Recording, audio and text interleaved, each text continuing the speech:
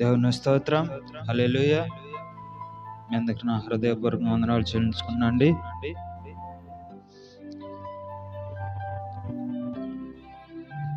పాత నిబంధన గ్రంథము యిర్మీయా 22వ అధ్యాయం 21వ వచనం నుంచి మనం చదువుకుందాండి.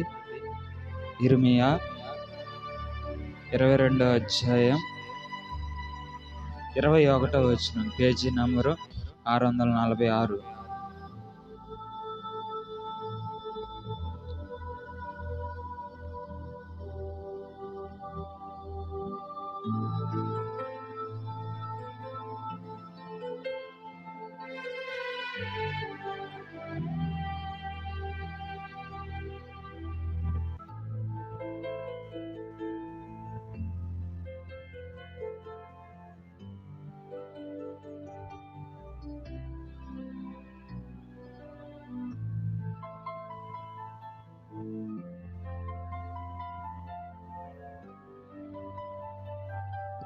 దేవుని స్తోత్రం. యిర్మీయా 22వ అధ్యాయం 21వ వచనం నుంచి మనం అందరం కూడా చదువుకుందాండి. నీ క్షేమకాలములలో నీతో మాట్లాడుతుని గాని నేను విననని నీ వంటివి. నా మాటకు వినకపోవుటే నీ బాల్యము నుండి నీకు వాడుక. నీ కాపర్లందరూ గాలి పీల్చుదురు. చాలండి. దేవుని స్తోత్రం. ప్రార్థన చేసుకుందండి. మహాపరిశుద్ధుడా, ప్రేమ కలిగిన దేవా, నీ బంగారు పాదములకు మా హృదయపూర్వక వందనాలు చెల్లించుకున్నాం నాయన. హయా మరి ఇప్పుడు నా తండ్రి, నీ జీవ గ్రంథంలో ఉన్నటువంటి వాక్య భాగాన్ని మేమందరం కూడా ధ్యానించి ఉన్నాం కనుక నా తండ్రి, ఆ వాక్యాన్ని వివరించడానికి నాలో మీరుండి, నా నోటికి మీరు బోర్లాగా ఉండి, నా యందు మీరుండి వాక్యాన్ని వివరించడం సహాయం చేయండి ప్రభువా. అయా మరి నీ ప్రజలకు నాయన మంచిగా అర్థమయ్యే విధంగా మంచిగా వివరించి చెప్పుటకు సహాయం చేయమని మా ప్రభు అయినటువంటి యేసుక్రీస్తు అతి పరిశుద్ధమైన నామములో బ్రతమలాడి అడిగి వేడుకుంటున్నాం మా ప్రియ పరమ తండ్రి. ఆమేన్. దేవుని స్తోత్రం. ప్రియమైనటువంటి దేవుని బిడ్డలారా, యిర్మీయా 22వ అధ్యాయం 21వ వచనం నుంచి మనం అందరము కూడా దేవుని యొక్క వాక్యాన్ని ధ్యానించుకుందాండి. ఈరోజు అంశం ఏంటంటే,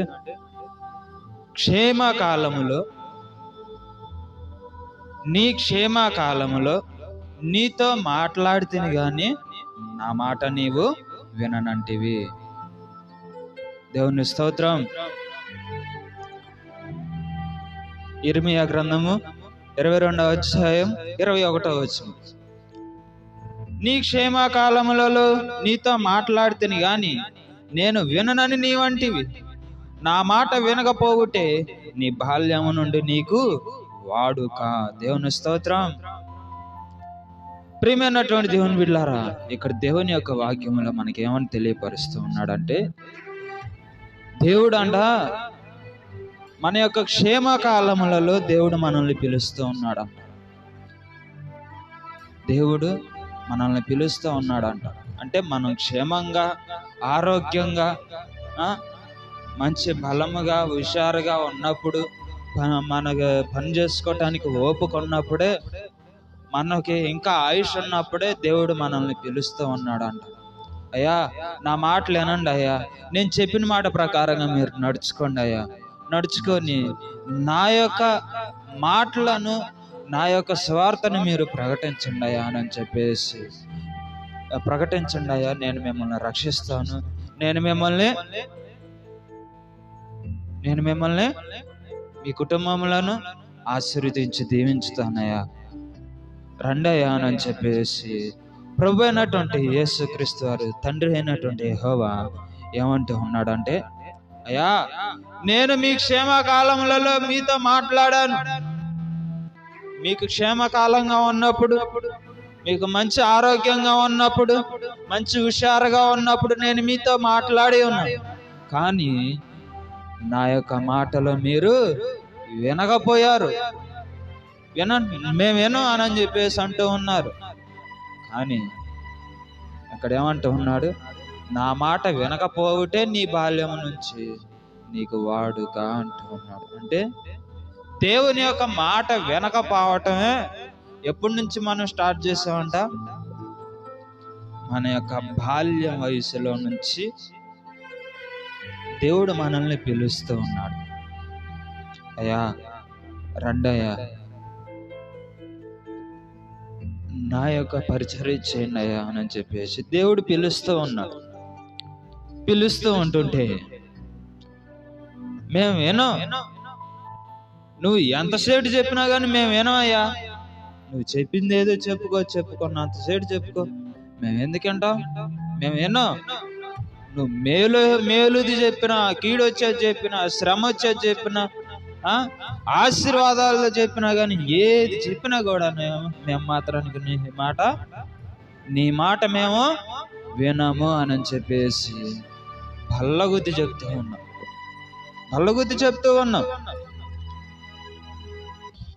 అందుకనే దేవుడు ఇక్కడ మాట్లాడుతూ ఉన్నాడు. ఏమని? నీ క్షేమకాలములలో నీతో మాట్లాడుతాను గాని నేను విననని నీ వంటివి.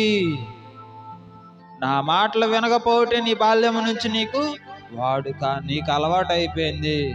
నీ బాల్యము నుంచి నా మాటకి వాల్యూ ఇవ్వకోకుండా, నా మాటకి విలువ ఇవ్వకోకుండా ఉండటము నీ యొక్క బాల్యము నుంచి నీకు అలవాటు అయిపోయిందయ్యా అని చెప్పేసి దేవుడు మరి ఇక్కడ ఆయన యొక్క వాక్యం ద్వారాగా మనకందరికి కూడా తెలియపరుస్తూ ఉన్నాడు. దేవుని స్తోత్రం.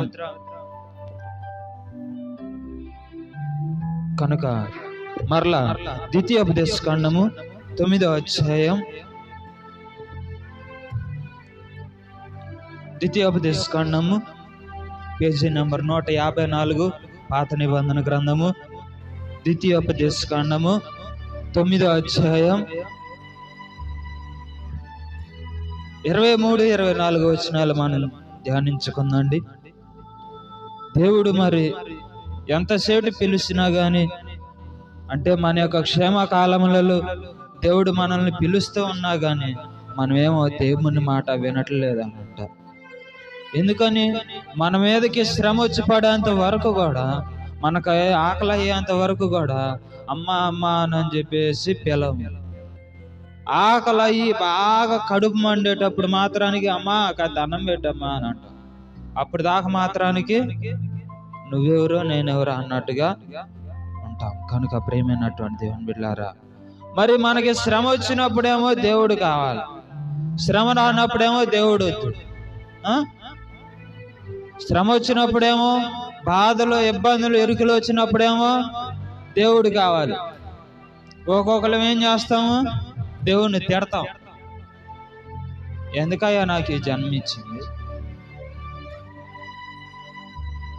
ఏంది నేను చెప్పిన మాట ఏంది? నువ్వు ఏంది బాధలు, ఏంది వేదనలు, ఈ శోధనలు ఏంది శ్రమలు అని చెప్పేసి దేవుణ్ణి తిడుతూ ఉంటారు.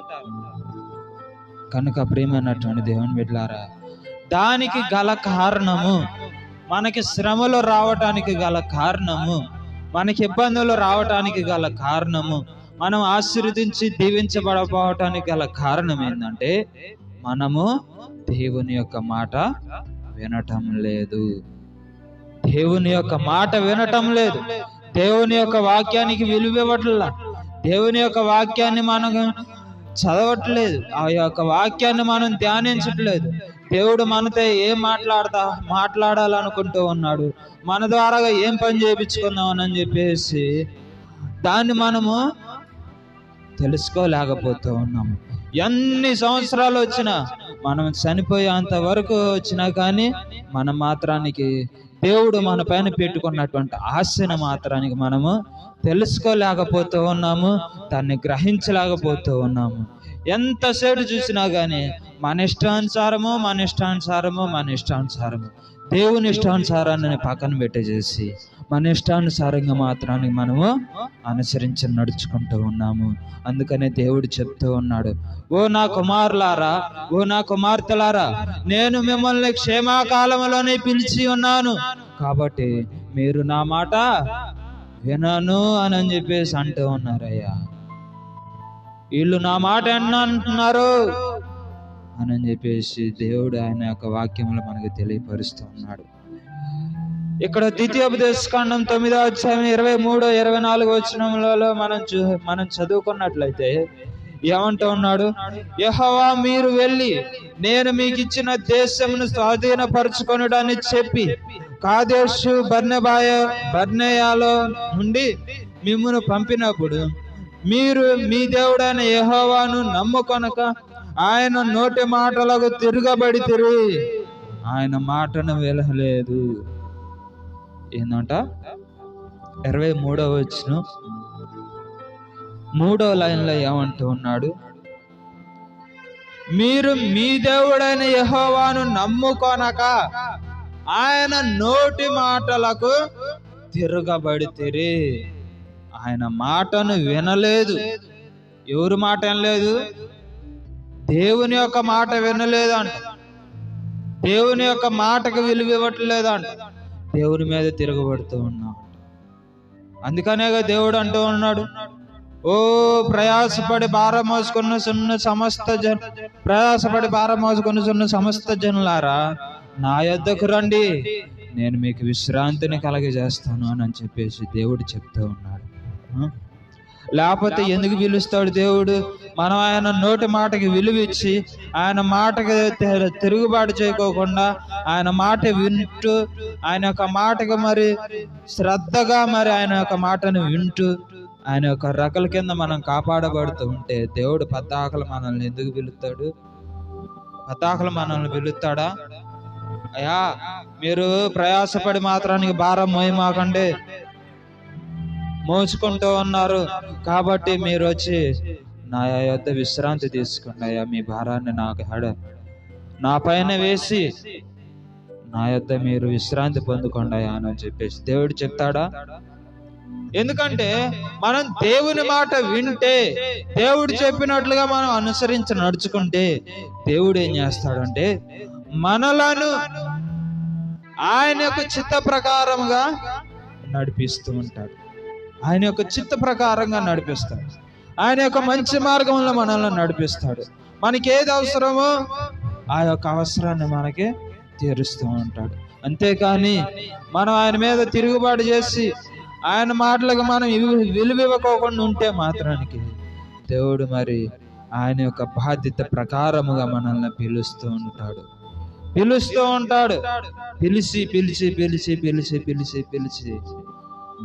ఒకవేళ నన్నే పిలిచాడు అనుకోండి, ఓ నా కుమారుడా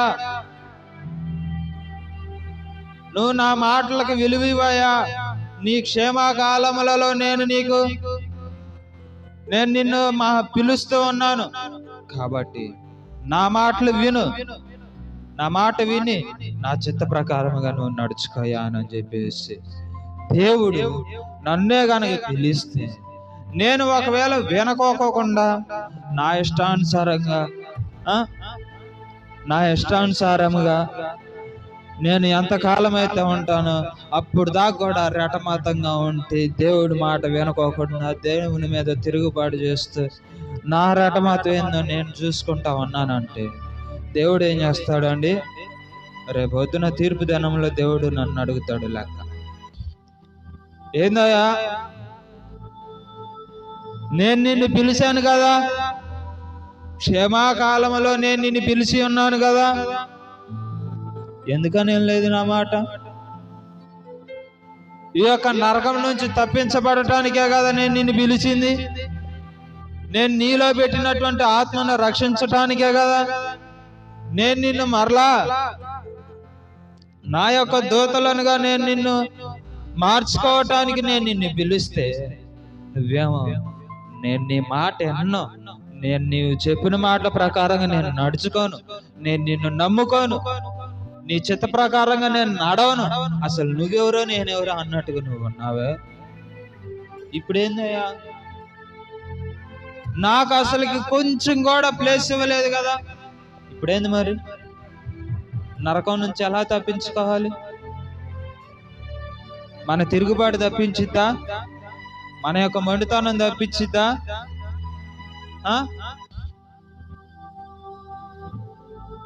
ఆ నరకం మరి 1 రోజు 2 రోజులా కాదండి, యుగ యుగములు తరతరములు ఉండిద్ది. 1 రోజు 2 రోజులు అయితే ఏమోలే అనుకోవచ్చు. ఎక్కడ అగ్నిలో పడితే మనం ఎక్కడ ఈ భూమి మీద శరీరానుసారముగా మంటలో పడ్డాం అనుకోండి, మంటలో పడితే ఎప్పుడు కాలుతాము? 1 గంటకో లేకపోతే 2 గంటలకో మొత్తం కాలి బూడిదైపోతాం. ఆ అగ్నిగుండంలో అలా కాదు. ఎక్కడ మనం ఎంతసేపు అయితే దేవుని మీద తిరుగుబాటు చేస్తూ ఉన్నామో, దేవుని వాక్యాన్ని వినుకోకుండా, దేవుని యొక్క వాక్యాన్ని పెడచెవిని పెట్టి, దేవుని యొక్క వాక్యాన్ని ధ్యానించుకోకుండా, దేవునికి సమయాన్ని ఇవ్వకోకుండా, మన ఇష్టానుసారంగా మనం చేసుకుంటూ, మన ఇష్టానుసారంగా మనం అనుసరించి నడుచుకుంటూ ఉన్నప్పుడు దేవుడు మరి అయ్యా ఏంది నా చిత్త ప్రకారంగా నడుచుకున్నావా లేదా అని చెప్పేసి దేవుడు మనల్ని అడిగినప్పుడు మనం చెప్పడానికి ఎలాంటి సమాధానం ఉండదు. ఏముండిద్ది? దేవుని మీద తిరుగుబాటు చేసింది అది ఒక్కటి వాటికి కనపడిద్దండి. దేవుని మీద తిరుగుబాటు చేసింది బట్టి కనపడిద్ది. కనుక ప్రియమైనటువంటి దేవుని బిడ్డలారా, అందుకనే అంటూ ఉన్నాడు, యెహోవాను నమ్ముకొనగా ఆయన నోటి మాటకు తిరగబడితిరి, ఆయన మాటను వినలేదు. ఎవరేం లేదంట? ద్వితీయోపదేశ ఖండంలో ఎవరున్నారు? ఇశ్రాయేలీలు ఉన్నారు. ఆ ఇశ్రాయేలీలను దేవుడు పాలు తేళ్లు ప్రవహించే దేశానికి తీసుకొని రావటానికి అరణ్య మార్గములో దేవుడు వారిని నడిపించుకుంటూ వస్తూ ఉన్నాడు. ఎంతమంది? 3 లక్షలకు పైగా ఉన్నారు. 3 లక్షలకు పైగా ఉన్నారు. అంతమందిని దేవుడు ఆయన దాసుడైనటువంటి ఆయన యొక్క సేవకుడైనటువంటి మోషే ద్వారాగా మోషేని, అహరోనులను వీళ్ళిద్దరిని కూడా నిలబెట్టి దేవుడు మరి అంతమందిని రక్షించాలి, కాపాడాలి, వీళ్ళు నశించిపోవటం నాకు ఇష్టం లేదు అని చెప్పేసి దేవుడు మరి ఎంతగానో ప్రయాసపడ్డాడు, కానీ ఎంతగానో ఆశపడ్డాడు. కానీ ఏం చేసి ఉన్నారంట? యెహోవాను నమ్ముకోక దేవుని మీద తిరుగుబాటు చేసి దేవుని యొక్క నోటి మాటకే విలువ ఇవ్వలేదంట. ఆయన యొక్క నోటి మాటను వినలేదంట. 24వ వచనంలో ఏమంటున్నాడు? నేను మిమ్మును ఎరిగిన దినము మొదలుకొని మీరు నేను మునుపు సాగిల పడినట్లు యెహోవా నీ సన్నిధిని 40 పగుళ్ళు. 24వ వచనం, నేను మిమ్మును ఎరిగిన దినము మొదలుకొని మీరు యెహోవా మీద తిరుగుబాటు చేయుచున్నారు అంటూ ఉన్నాడు. ఏందంట? దేవుడు మనల్ని ఎరిగి ఉన్నాడు అంటే మన గురించి తెలుసుకొని ఉన్నాడు. తెలుసుకొని నేను వీళ్ళని దర్శించకపోతే, నేను వీళ్ళతో మాట్లాడకపోతే, వీళ్ళను నేను రక్షించకపోతే వీళ్ళు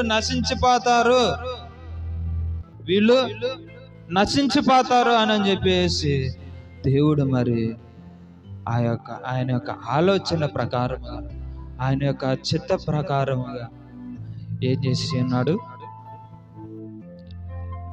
ఓ నా ప్రజలారా, నా మాటలు అంగీకరించండి, నా మాటలు ఆలకించండి. నేను మిమ్మల్ని పెంచాను, పెద్దవారిని చేశాను, కానీ మీరు నా మీద తిరుగుబాటు చేయొచ్చు ఉన్నారు అని చెప్పేసి దేవుడు చెప్తూ ఉన్నాడు. దేవుని స్తోత్రం. ఇక్కడ మరలా ఇంకొక వాక్యాన్ని చదువుకుందండి. యెషయా 1వ అధ్యాయం, యెషయా 1వ అధ్యాయం 2వ వచనం నుంచి మనం అందరం కూడా ధ్యానించుకుందాండి.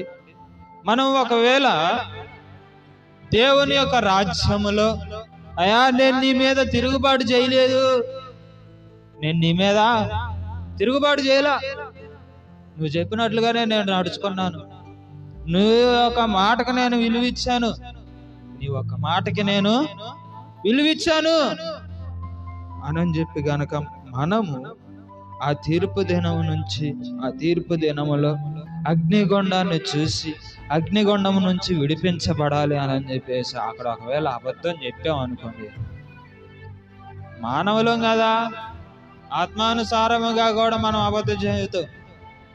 ఎందుకంటే అక్కడ ఉండేటటువంటి సిచ్యువేషన్ బట్టి మనం ఈ శరీరానుసారముగానే అబద్ధాలు చెప్తాం, శరీరానుసారముగానే అబద్ధాలు చెబుతూ ఉన్నాము, దొంగతనం చేస్తూ ఉన్నాము, దేవునికి నచ్చనటువంటి కార్యములు చేస్తూ దేవునికి ఏం తెప్పిస్తూ ఉన్నాము, దేవునికి కోపం తెప్పిస్తూ ఉన్నాము, దేవుణ్ణి ఏడిపిస్తూ ఉన్నాము.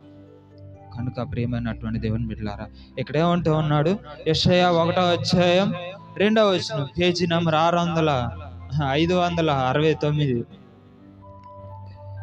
యెహోవా మాట్లాడుచున్నాడు, ఆకాశమా ఆలకించుము, భూమి చెవియొగ్గుము, నేను పిల్లలను పెంచి గొప్పవారిని చేసి తిని వారు నా మీద తిరగబాడి ఉన్నారు. దేవుని స్తోత్రం. ఇప్పుడు ఏందంట, ఏం జరుగుతుంది? ఇప్పుడు దేవుడే మాట్లాడుతున్నాడు. ఈ మాట ఎవరు చెప్తూ ఉన్నాడు? ఎవరు చెప్తూ ఉన్నారు? యెషయా, ఆమోజు కుమారుడైనటువంటి యెషయాకు కలిగినటువంటి దర్శనము ద్వారాగా దేవుడు మరి యెషయా ద్వారాగా మనకి చెప్తూ ఉన్నాడు. యెహోవా మాట్లాడుతూ ఉన్నాడు అంట, యెషయాతో మాట్లాడుతూ ఉన్నాడు అంట దేవుడు. ఆకాశమా ఆలకించుము, భూమి చెవియొగ్గుము, నేను పిల్లలను పెంచి పెద్దవారిని చేశాను, కానీ వారు నా మీద తిరుగుబాటు చేస్తూ ఉన్నారయ్యా, తిరుగుబాటు చేస్తూ ఉన్నారు. ఎద్దు తన కామాందు నెరుగును, గాడిద సొంత తోటిని తెలుసుకొను, ఇశ్రాయేలు నాకు తెలివి లేదు, నా జనులు యోచింపరు. ఇప్పుడు ఎవరి జనులు అంట? మనం ఇలాగా దేవుని యొక్క మాటకి విలువ ఇవ్వకపోయినా, దేవుని మీద తిరుగుబాటు చేస్తూ ఉన్నా గాని దేవుడు ఏమంటూ ఉన్నాడు? 3వ వచనం చివరి లైన్లో ఏమంటూ ఉన్నాడు?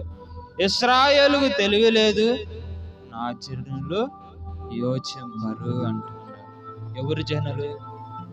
దేవుని యొక్క జనులము, ఆయన యొక్క ప్రజలము. అందుకనే దేవుడు ఆయన యొక్క ప్రజలమైనటువంటి మనలను, ఆయన యొక్క జనులమైనటువంటి మనలను రక్షించుట కోసము, ఆ యొక్క అగ్నిగుండం నుంచి విడిపించుట కోసం దేవుడు మరి ఎంతగానో మన కోసం మనల్ని రక్షించటం కోసం దేవుడు మరి ఎంతగానో ప్రయాసపడుచు, ఎంతగానో ఆరాటపడుచు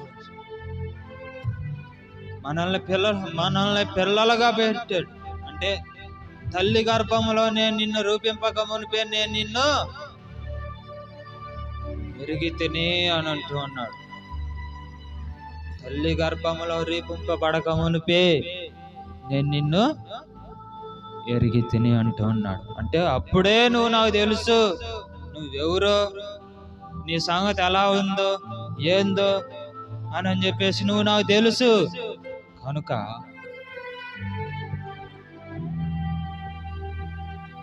ఆ పిల్లవాడై ఉన్నటువంటి ఆ యొక్క సమయంలోనే నేను నిన్ను పిలుస్తూ ఉన్నాను, బాల్యమందే నేను నిన్ను పిలుస్తూ ఉన్నాను, గొప్పవాడిగా చేశాను. పిల్లవాడిగా ఉన్నప్పుడు, పాలు తాగేవాడిగా ఉన్నప్పుడు నేను నిన్ను గొప్పవాడిగా చేసి అన్నము తినేటటువంటి స్థితిలోగా నేను నిన్ను తీసుకొని వచ్చాను. కానీ నువ్వు మాత్రానికి నా మీద తిరుగుబాటు చేస్తున్నావు, నా మీద తిరుగుబాటు చేస్తూ ఉన్నావు. ఎద్దైతే తన యొక్క సొంత దొడ్డిని తెలుసుకునిద్ది, అంటే ఆ యొక్క ఎత్తు ఎప్పుడు ఎక్కడ ఉండిద్ది? తన యొక్క ఇల్లును తెలుసుకునిద్ది. గాడిద కూడా నేను ఎక్కడ ఉంటున్నాను రోజు, మేత మేసి ఎక్కడికి వెళ్తున్నాను రోజు అని చెప్పేసి దాని యొక్క ఇల్లు తెలుసుకునిద్ది. కానీ ఇశ్రాయేలీయులమైనటువంటి మనకి తెలివి లేదా?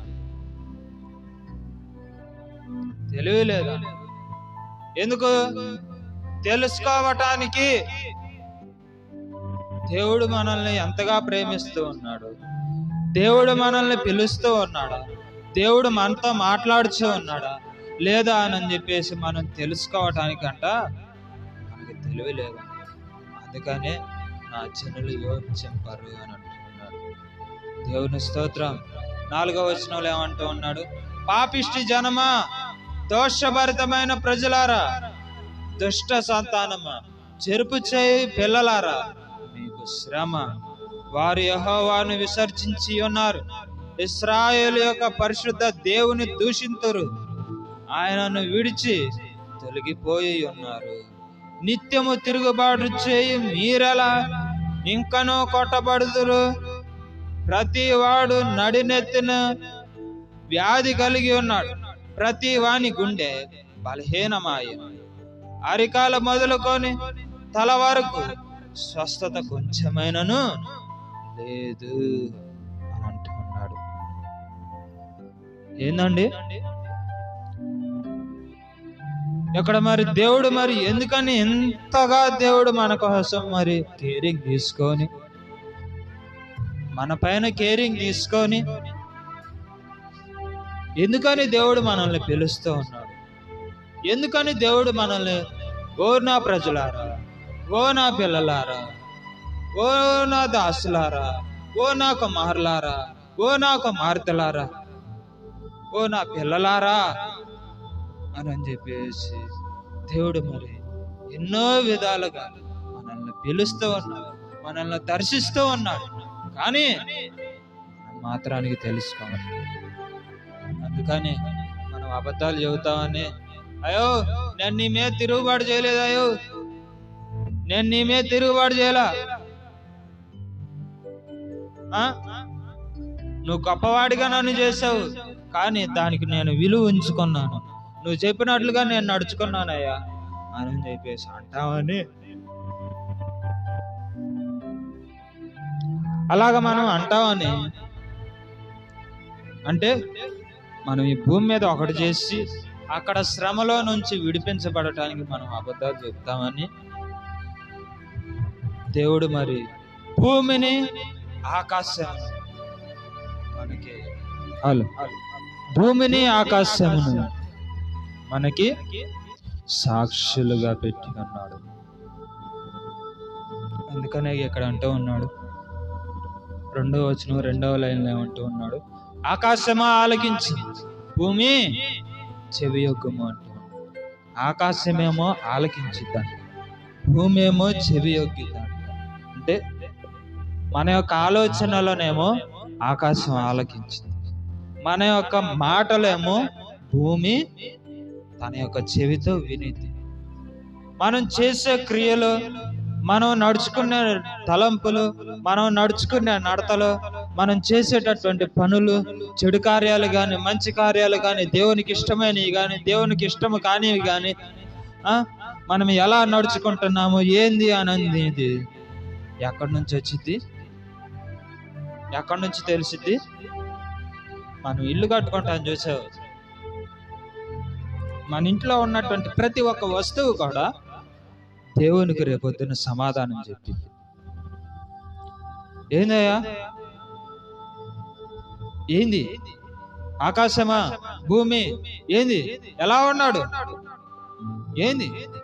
ఎలా నడుచుకుంటూ ఉన్నాడు? నా చిత్త ప్రకారంగా నడుచుకున్నాడా లేక నాకు వ్యతిరేకంగా నడుచుకున్నాడా అని చెప్పేసి అడిగితే అప్పుడు చెప్పేది అన్నమాట ఆకాశం. కానీ భూమి అప్పుడు మాత్రానికి చెక్కబడతాం, అప్పుడు పట్టుబడతాం. పట్టుబడ్డప్పుడు అక్కడ ఎంతమందికి ముగ్గురికి దొరుకుతాం. ఫస్ట్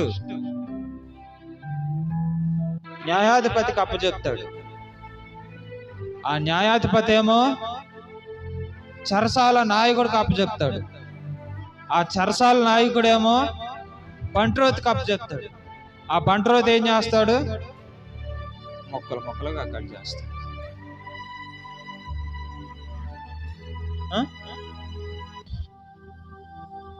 ఆ కట్టికవాడు. కనుక ప్రియమైనటువంటి దేవుని బిడ్డలారా, అలాంటి శ్రమ, అలాంటి బాధ, అలాంటి ఇబ్బంది, అలాంటి ఇరుకు రాకోకుండా ఉండాలని దేవుడు మరి ఎంతగానో చెప్తూ ఉన్నాడు. నా మాటలు ఆలకించి, నా యొక్క మాటలు వినండి, నా చిత్త ప్రకారంగా మీరు నడుచుకోండి, నా యొక్క ఆజ్ఞల ప్రకారంగా మీరు అనుసరించి నడుచుకోండి. ప్రయాసపడి భారం మోసుకొని సమస్త జనులారా నా యొద్దకు రండి, నేను మీకు విశ్రాంతిని కలుగజేతును. నేను సాత్వికుడను, దీన మనసు గలవాడను గనుక మీరు నా యొద్ద నేర్చుకునుడి, నా కాడి ఎత్తుకొని నా యొద్ద మీరు నేర్చుకునుడి అని అంటున్నాడు. దేవుని స్తోత్రం. ఎక్కడ నేర్చుకోవాలంటే దేవుని యొద్ద నేర్చుకోవాలి. మానవులు ఎంతగా సేటు మరి ఎలాగైనా కానీ మానవులు నేర్పిలేరు. మానవులు వాటికి దేవుని యొక్క భక్తిని వాటికి ఎవ్వరు కూడా నేర్పించలేరు.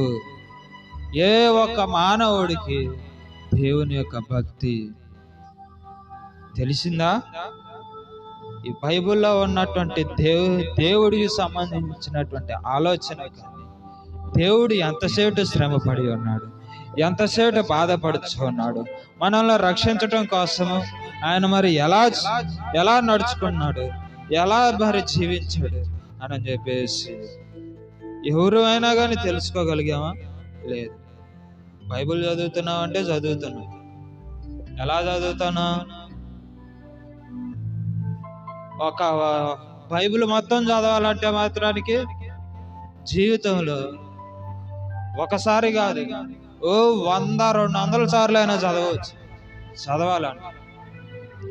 కానీ దాన్ని గ్రహించుకోవాలి, దాన్ని అర్థం చేసుకోవాలి, దేవుని యొక్క మనస్తత్వాన్ని మనం తెలుసుకోవాలి.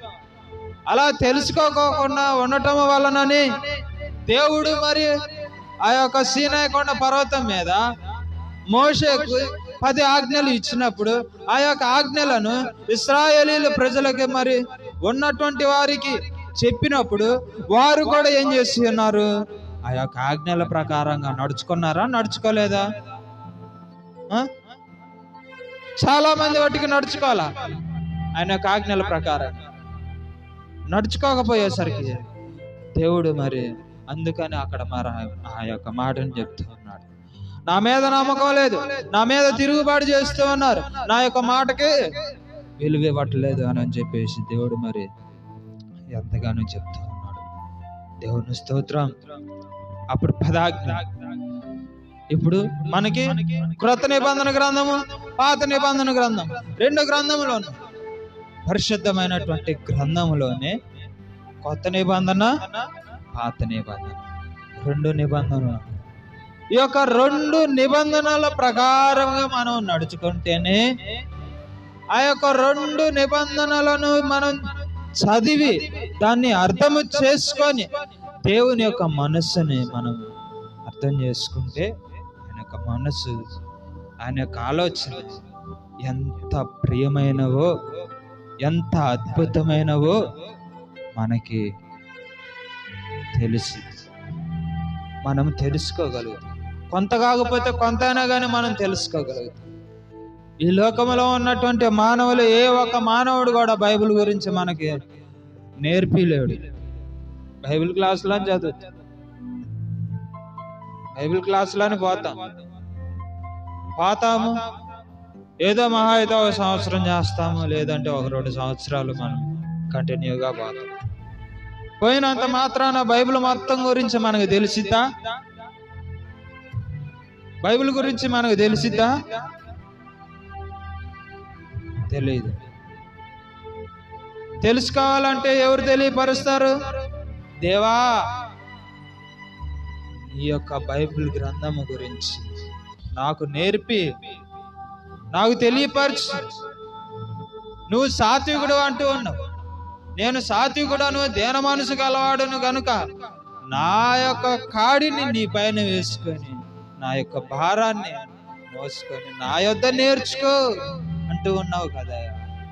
నాకు నేర్పి నీ యొక్క వాక్యమును, నీ యొక్క ప్రార్థనను, నీ యొక్క అనుభవమును, నీ యొక్క దర్శనము, ఆ యొక్క అనుభవమును నాకు నేర్పి అయ్యా. నీ బైబిల్లో ఉన్నటువంటి అనుభవం మొత్తాన్ని కూడా నాకు నేర్పి అయ్యా అని చెప్పేసి అంటే దేవుడు మనకి ఖచ్చితంగా నేర్పిస్తాడు.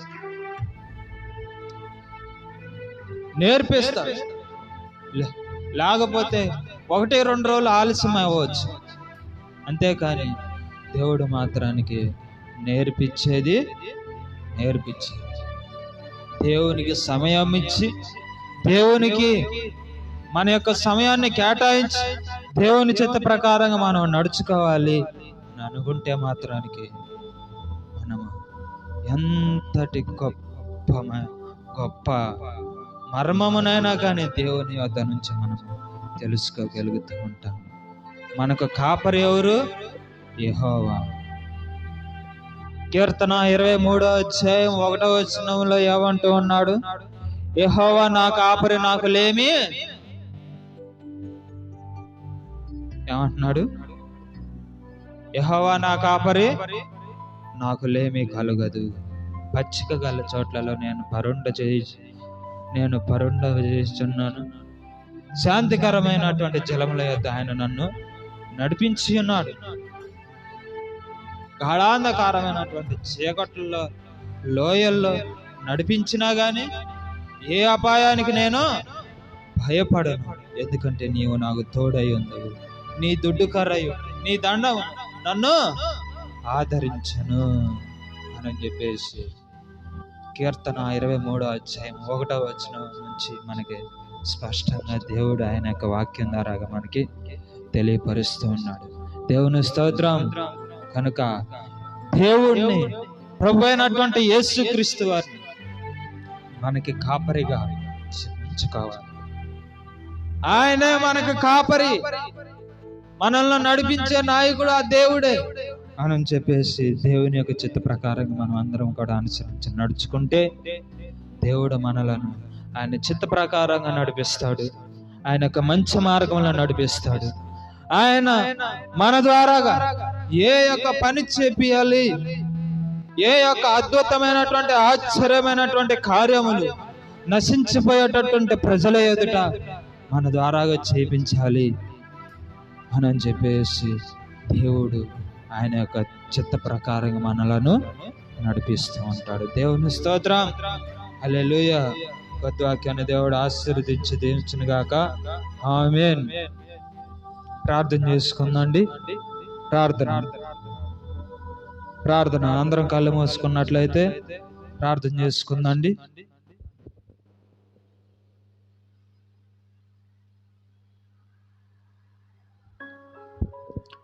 మహాపరిశుద్ధుడా, ప్రేమ కలిగిన దేవా, నీ ఘనమైనటువంటి పాదములకు మా హృదయపూర్వక వందనాలు చెల్లించుకుంటూ ఉన్నాం నాయన. అయా, మరి ఇప్పటి వరకు నా తండ్రి నీ జీవ గ్రంథంలో ఉన్నటువంటి వాక్య భాగాన్ని మేమందరము కూడా విని ఉన్నాం కనుక నా తండ్రి, ఆ యొక్క వాక్యాన్ని మా యొక్క హృదయాల భద్రపరుచుకొని నీ చిత్త ప్రకారముగా నడుచుకొని నీ రాజ్యములో నీ బిడ్డలముగా మేమందరము కూడా అనుసరించి నడుచుకుంటూ సహాయం చేయండి ప్రభు. అయా, నీ యొక్క మాటకు మేము విలువ ఇవ్వట్లేదు నాయన. అయా, మీరు నాయన దర్శనముల ద్వారా కానీ, అయా వాక్యము ద్వారా కానీ, కళల ద్వారా కానీ, అయా మీరు ఎలాగా మీరు మమ్మల్ని పిలిచినా కూడా, అయా నా కుమారులారా, నా కుమార్తెలారా, మీ యొక్క జీవితములను సరిచేసుకోండి అయ్యా. మీ యొక్క హృదయములను నాకు ఇవ్వండి అయ్యా. నీ యొక్క హృదయమును నేను కాపాడుతాను, నీ యొక్క ఆత్మను నేను రక్షిస్తాను, నీ హృదయమును పరిశుద్ధపరుస్తాను. రయ్యా, రమ్మ నా కుమారులారా, నా కుమార్తెలారా అని చెప్పేసి మీరు మమ్మల్ని అందరిని కూడా పిలుస్తూ ఉన్నారు నాయన. కానీ ప్రభువా, నీ యొక్క వాక్యానికి మాత్రానికి, నీ యొక్క మాటకి విలువ ఇవ్వటం లేదు నాయన. అసలు మీరు దర్శనం ద్వారా మాట్లాడారు అని మా యొక్క మనసులో ఫిక్స్ అయిపోయి ఉన్నది నాయన. ఏదో కళలు వస్తూ ఉన్నాయిలే, పేడ కళలు వస్తున్నాయిలే, పోతున్నాయిలే అని అనుకుంటూ ఉన్నాము. కానీ నాయన, మీరు మాతో మాట్లాడుతూ ఉన్నారు అని చెప్పేసి మేము తెలుసుకోలేకపోతున్నాం. అయ్యా, ప్రవక్త అయినటువంటి యెషయాకి మీరు దర్శనము ద్వారాగా తెలియపరుస్తూ ఉన్నారు. ఆకాశము ఆలకించము, భూమి చెవియొగ్గుము, నేను పిల్లలను పెంచి పెద్దవారిని చేసి గొప్పవారినిగా చేసి తిని, కానీ వారు నా మీద తిరుగుబాటు చేసి ఉన్నారు అని చెప్పేసి నీ యొక్క వాక్యములు తెలియపరుస్తూ ఉన్నారు. అయ్యా, మా యొక్క గుండె ఎలాంటిది నాయన? మా యొక్క గుండె రాతి గుండెగా మార్చబడి ఉన్నది. ఈ లోకానుసారంగా అనుసరించి నడుచుకొని ఈ లోకానుసారమైనటువంటి ఆలోచనలు, ఈ లోకానుసారమైనటువంటి క్రియలు, ఈ లోకానుసారమైనటువంటి కోపములు, కక్షలు, క్రోధాలు, లోభములు, మోహములు, మదమాశ్చర్యములతో నిండిపోయి ఉండి, అయా మా యొక్క హృదయము, మా యొక్క మీరు మాలో పెట్టినటువంటి గుండెను రాతి గుండెగా మార్చుకుని ఉన్నాము నాయన. అయ్యా, రాతి గుండెగా మార్చబడి ఉన్నాడు. మార్చబడటం వలన నా తండ్రి, అయ్యా, మేము నిన్ను తెలుసుకోలేకపోతాం. అయ్యా, కనుక నా తండ్రి, మేము మిమ్మల్ని తెలుసుకోలేకపోతాం. నీ చిత్త ప్రకారంగా మేము అనుసరించి నడుచుకోలేకపోతూ ఉన్నాం. అయ్యా, కనుక నా తండ్రి, ఒక్కసారి జ్ఞాపకం చేసుకోండి. మాలో ఉన్నటువంటి రాతి గుండెను తీసివేయండి. అయ్యా, రాతి గుండెను తీసివేసి మాంసపు గుండెను మీరు మాలో మరి అనుగ్రహించి మాకివ్వడం. అయ్యా, రాతి గుండె ఎలా అంటే నీ యొక్క మాట వెనుకోకుండా, అయ్యా, ఎదురమాతంగా రెటమాతంగా ఉండి నేను చేసేదేందో చేసేదే అన్నట్లుగా ఉండి, అయ్యా, ఏందో సాధించాలని చెప్పేసి అనుకుంటాం. కానీ నీకు వ్యతిరేకంగా ఏదో సాధించాలనుకుంటాం, ఏమి కూడా సాధించలేక ఒంటరి వారిగా మిగిలిపోతుంది. కనుక నా తండ్రి, ఒకసారి జ్ఞాపకం చేసుకో, సహాయించి ఆదరించి నీ కృపను నీ ఆత్మ దయచేయండి నాయనా. ఇకనైనా మా యొక్క జీవితములను మార్చుకొని, మాలో ఉన్నటువంటి కఠినత్వాన్ని తీసివేసుకొని, మాలో ఉన్నటువంటి చెడు క్రియలను, మాలో ఉన్నటువంటి చెడు తలంపులను, మాలో ఉన్నటువంటి నాయన అయ్యా రాతి గుండెను తీసివేసుకొని మాంసపు గుండెను నీ ద్వారాగా అనుగ్రహింపచేసుకొని నా తండ్రి, అయా నీ చిత్త ప్రకారం నడుచుకొని, అయా నీ యొక్క మాటలకి విలువిచ్చి, నీ యొక్క మాటలకి మరి మేము గౌరవం ఇచ్చి, అయా నీ యొక్క మాటల ప్రకారంగా మేము అనుసరించి నడుచుకునేటటువంటి భాగ్యాన్ని తెచ్చి, అయా నీ అందు నమ్మకముగా ఉండి, నీ అందు విశ్వాసముతో ఉండి, నీ చిత్త ప్రకారంగా మేము అందరం కూడా అనుసరించి నడుచుకుంటా సహాయం చేయండి. ప్రార్థించడి కోరుకుంటున్నాం నాయన. అయా, ఒక్కసారి మీరు జ్ఞాపకం చేసుకోండి, సహాయం చేయండి, ఆదరించి నీ కృపని ఆత్మ దయచి, మీరు మాకు ఇచ్చినటువంటి జీవితం ఈ లోకానుసారంగా మేము జీవించి నీ చిత్త ప్రకారంగా మేము అందరం కూడా అనుసరించి నడుచుకునేటటువంటి భాగ్యాన్ని తెచ్చి, అయా మాకు శరీరానుసారమైనటువంటి శరీరాశ, నేత్రాశ, జీవపు డమం అనేటటువంటి ఈ యొక్క కార్యములలో చిక్కబడిపోయి కట్టబడిపోయి ఉండి నాయన, అయా నీ యొక్క చిత్తాన్ని మేము తెలుసుకోలేక, అయా నీ యొక్క మాటలను మేము తెలుసుకోలేక నాయన, అయా మా యొక్క ఆలోచనల ప్రకారంగానే, అయా మా యొక్క చిత్త ప్రకారంగానే, అయా మా ఇష్ట ప్రకారంగానే మేము అనుసరించి నడుచుకుంటూ ఉన్నాం. అయా నీ యొక్క హృదయ ఆలోచనలను, అయా మీ యొక్క మనస్తత్వాన్ని మేము తెలుసుకోకుండా మా ఇష్టానుసారంగా మా యొక్క హృదయ ఆలోచనలు మా యొక్క మనసుకు వచ్చినట్లుగా అయా చేస్తూ ఉన్నాము. అలాగ మా ఇష్టానుసారంగా చేస్తే నీకు దూరం అయిపోయింది, అపవాదికి తగ్గినట్టు, అయా అగ్నిగుండానికి దగ్గర పెట్టి ఒక్కసారి సహాయం చేసి ఆదరించి నీ కృపని ఆదరించి మా ప్రభు అయినటువంటి యేసుక్రీస్తు అతి పరిశుద్ధమైన నామములో బ్రతిమలాడి అడిగి వేడుకుంటున్నాం మా ప్రియ పరమ తండ్రి. యేసయ్యా ఇప్పుడు వరకు విన్నటువంటి వాక్య భాగాన్ని అయా మా యొక్క హృదయం అనేటటువంటి పలకల మీద వ్రాసుకొని అయా నీ యొక్క చిత్త ప్రకారం నడుచుకొని ఎక్కడైనా కానీ నీ పైన తిరుగుబాటు చేయకోకుండా అయా నీ ఇష్ట ప్రకారం నీ చిత్త ప్రకారం నీ భక్తి కలిగి ఉండి జీవించుటకు సహాయం చేయండి. త్వరలో రాని ఉన్నటువంటి మా ప్రభు అయినటువంటి యేసుక్రీస్తు పరిశుద్ధమైన నామములో బ్రతిమలాడి అడిగి వేడుకుంటున్నాం మా ప్రియ పరమ తండ్రి, ఆమేన్. అందరం కలిసి ఆశీర్వాద ప్రార్థన చేసుకుందండి. పరలోకమందున మా తండ్రి, నీ నామం పరిశుద్ధపరచబడును గాక, నీ రాజ్యం వచ్చును గాక, నీ చిత్తం పరలోకమందు నెరవేరినట్లుగా భూమి అందును నెరవేర్చబడును గాక. నేడు అనుదినం ఆహారం మాకు దినదినమే దయచేయము తండ్రి. మా ఎడల అపరాధాలు క్షమించిన ప్రకారం మా అపరాధములను క్షమించండి. మమ్మలను సాతాను బారి నుంచి దుష్టు నుంచి మమ్మల్ని విడిపించండి. ఎందుకనగా రాజ్యము బలము శక్తి మహిమ ఘనత ప్రభావం యుగ యుగంలో తరతరములు నీవై ఉన్నావు తండ్రి, ఆమేన్.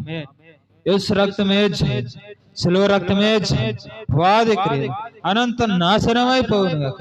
ప్రభేశ రక్తం సంపూర్ణ విజయం, స్వస్థనమని సంపూర్ణమైనటువంటి ఆరోగ్యం అనుగ్రహించబడును గాక, ఆమేన్.